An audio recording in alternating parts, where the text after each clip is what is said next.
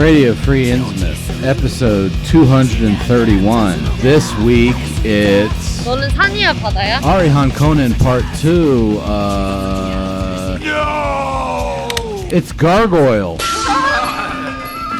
But rest assured, our Aratama Conan coverage will resume next week. I'm kind of doing a little bit of an alternating series thing here, because much like our coverage of Aratama Conan, Gargoyle is going to take at least a couple episodes. I actually plan to do a Gargoyle episode like 2 years ago, right after the Seikimatsu one, because I was in a bit of a Visual Kei mood, and Gargoyle was the only band from that genre besides X that I had been listening to for a long time. I mean, at that point, I was only really familiar with a couple of their albums, but I figured it's a thrash metal band. How hard can it be? So I started working through the Gargoyle discography, which has 18 albums. Not necessarily a big deal. I mean, I've covered bands on here before that have had a whole bunch of albums and managed to condense what was going on down into an episode. So I'm going through these albums over the past couple years, listening to them, waiting for them to hit some sort of like holding pattern at some point where I can condense stuff, and eventually I'm like, jeez, dude. That's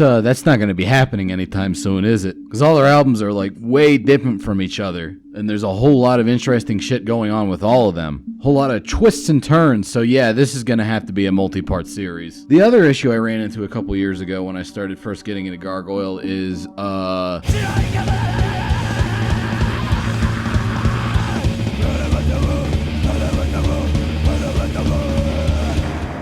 What's going on, big guy?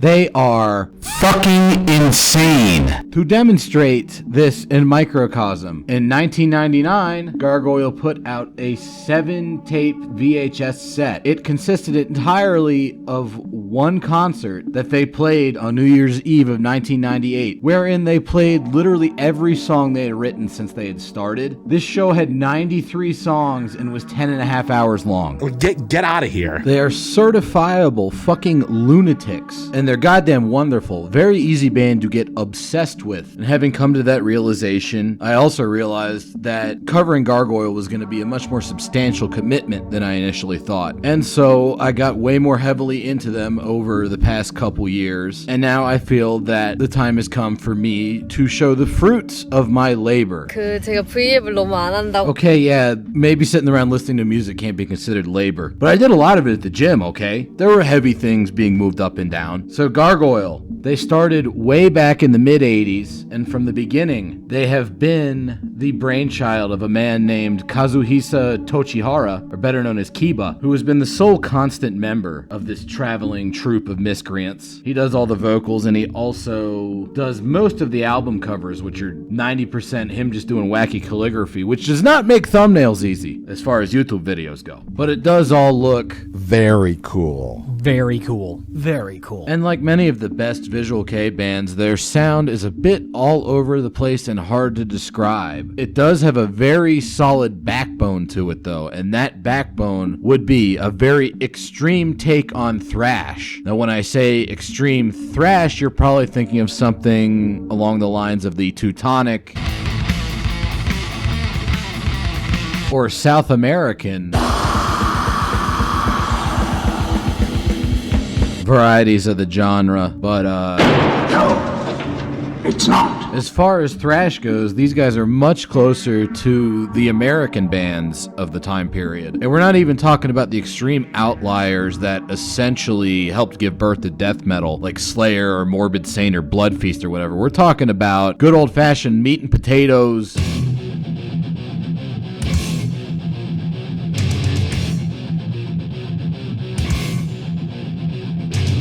style thrash of the New York or Bay Area variety. Gargoyle's whole discography is based around taking that template and just pushing it until it breaks, and then kind of picking up the pieces and putting back together something that sounds uniquely Gargoyle. And they've been doing that since their first album from 1989 entitled Misogi, which in English translates to that whole like Buddhist meditation thing, where you stand under the waterfall.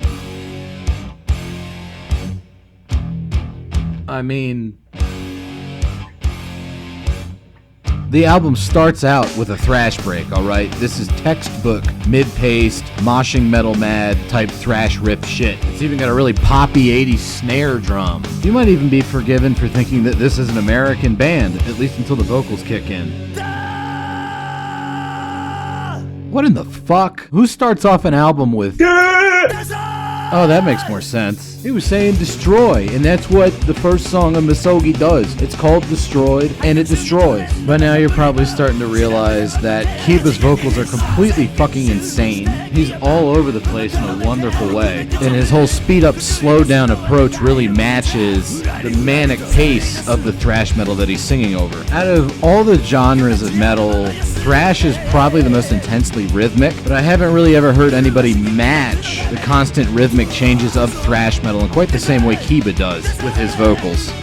Besides Kiba's vocals, the other thing that really makes this album stand out from the thrash metal crowd is the guitarist Shija. I mean, lead guitar has always been a very important part of thrash metal, but this guy brings this extra layer of insanity to it that I haven't really heard other bands do. And here we can see the beginning of that band's concept of taking the thrash metal template and really breaking it and reforming it into something completely new by utilizing that violin. Not only that, just more of that weird ethnic music influence in one of the thrash metal staples, that being the fast-paced solo section. That immediately precedes the trademarked thrash metal mosh break. Another concept that they will break and reform by turning it into this weird sort of psychedelic freakout. Complete with very 70s krautrock style flute inclusion, or oboe, or fucking whatever that instrument is. I don't know. Another really important facet of Gargoyle's sound is their take on the thrash metal gang shout. Now, if you don't know what those are, let me give you a much more normal sounding example. This one coming from the classic East Coast thrash metal band SOD. Basically, it's when the whole band yells out the chorus of the song or a specific word in a verse for rhythmic and impact emphasis, often leading into a thrash break. Now, Gargoyle, throughout their whole career, really like to mess around with this concept. You might be familiar with some of that Japanese music, what goes like...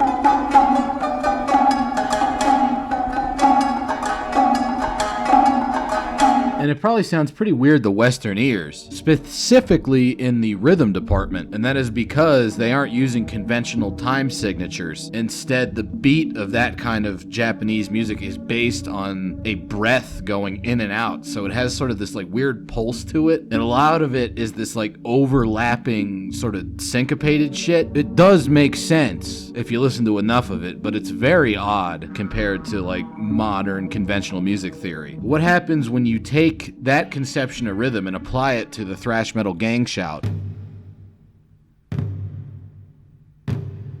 See, those are the overlapping syncopated beats I was talking about. And here come the gang shouts, where they are going to do that same sort of rhythmic construction and kind of a back and forth with the main vocal line. That's pretty interesting. That rhythmic experimentation is going to continue on once we get into the main verses of the song, where he just starts spelling out words in Japanese, and the gang shout repeats the word back to him. It's a very elemental, almost spiritual reimagining of the thrash metal gang shout concept.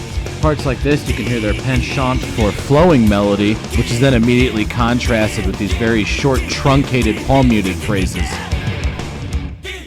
I almost don't want to call it a gang shout anymore because it's such a thorough reimagining of it. It's more like a village shout because they're bringing all kinds of weirdos in the studio.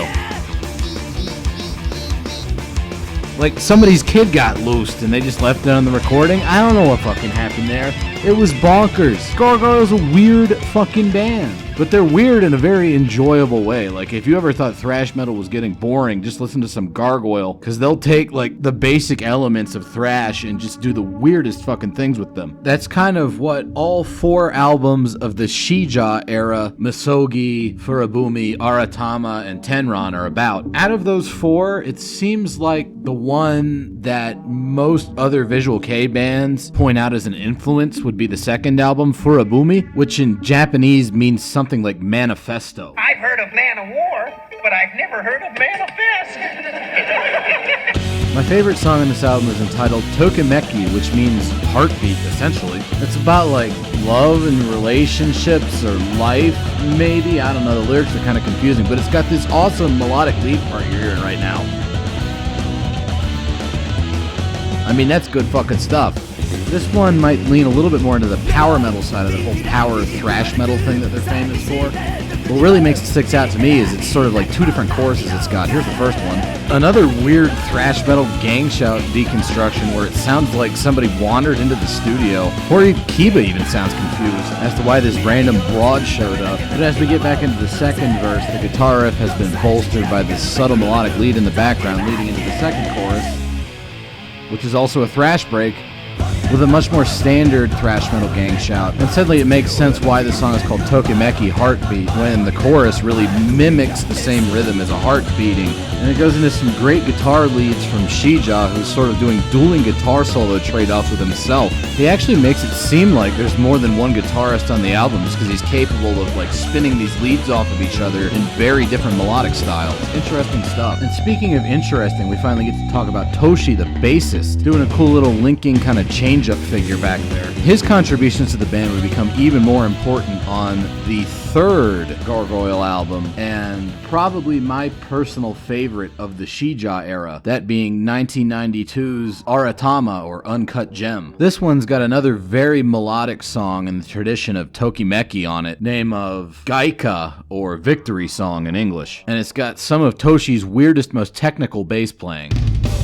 Like these super speedy hammer-on pull-off arpeggios that lead right into sort of a bass-heavy thrash break, which in turn functions as a very unorthodox transition into the more melodic power metal-y kind of stuff. Which obviously, being a Visual K band, they do exceedingly well. This is clearly a very strong melody, but it goes into some weird shit from Kiba, as you would expect, given that he is one of the most bizarre thrash metal vocalists of all time. It does resolve nicely, though, with a nice little semi-thrashy, palm-muted counterpoint melody to that initial power metal melody that started the track off after that incredible display of bass-playing prowess. And some surprisingly melodic vocals from the chorus from Kiba here. I mean, he's still doing his weird, insane warbling shit he always does, but it also has a demonstrable consonant direction to it, and great solos and multiple trading off styles, which has become sort of a trademark for Shija in the early 90s.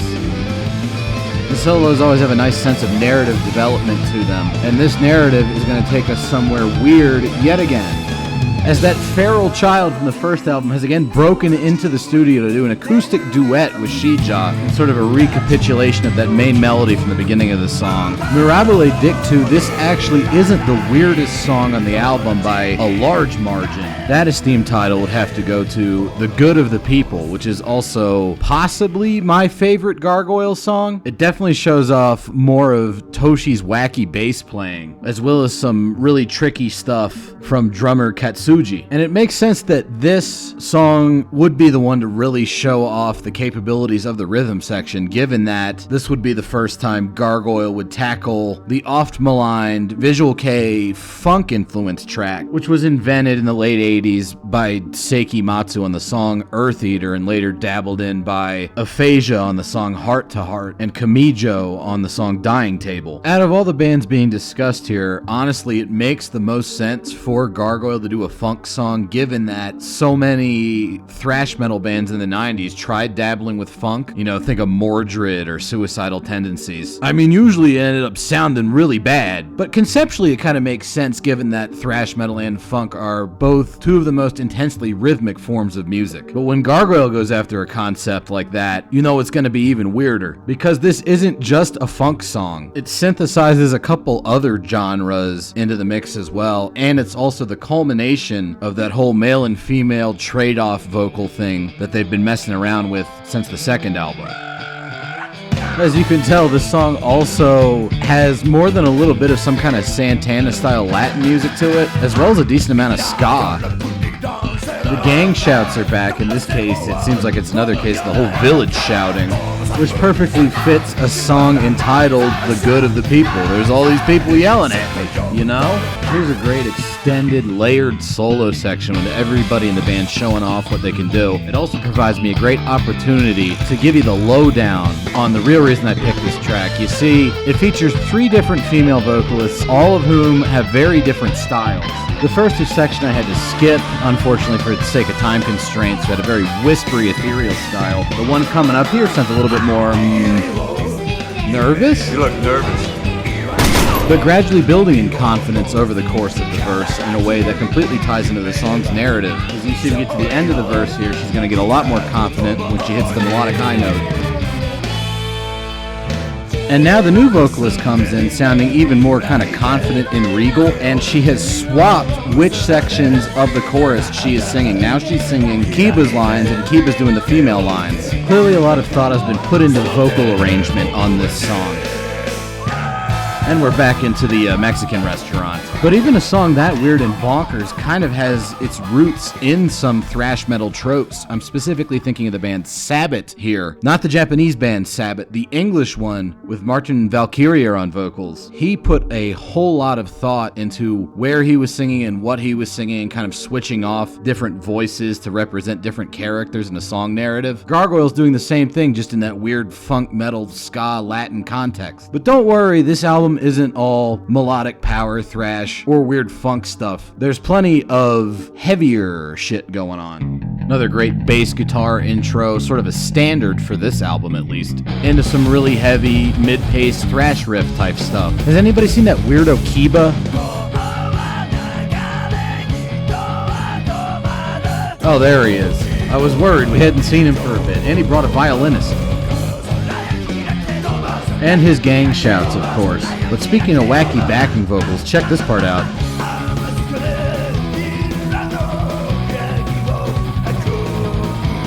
I believe that is either Katsuji or Toshi doing the weird King Diamond style backing vocal. It would be highly unexpected if it was any band except for the weirdos known as Gargoyle. But with Gargoyle, basically anything can happen. And that pattern would continue on their third album, Tenron or Heaven Theory, which features even more technical thrash metal stuff.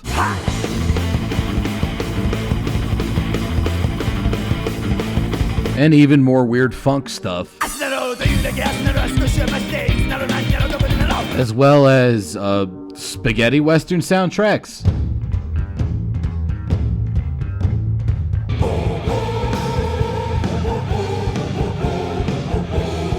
So, you know, standard Gargoyle operating procedure. But after that album, Sheejaw left.